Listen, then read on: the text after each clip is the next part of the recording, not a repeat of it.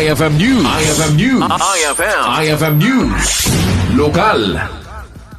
Nagballaag iti Solsona Municipal Police Station Kadagiti Estudyante mainaig iti panagmaneho nga awanan iti lisensya. Idawdawat ni Police Captain Randy Damo, hepe ti Solsona Municipal Police Station, kadagiti naganda kasaan day palugos nga agmaneho day iti ubinga ng rona no menor de edad dagitoy tapno maliklikan ti panakatiliw kan saan naman ayunan ti bilang day iti maimalmal dita desgrasya iti kalsada.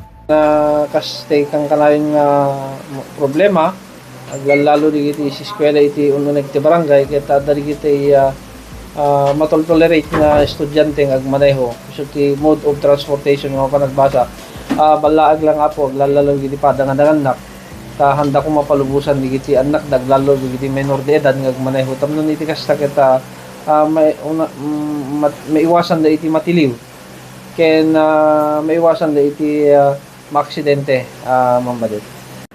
Daytoy ti kinuna ti Hepe Kagiddan ti panaglukat manen ti klase karati nga school year 2026 to 2027 into no Hunyo 8 karetoy atawon 2026.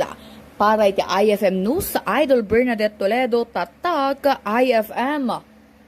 IFM News. IFM News. IFM News. Lokal.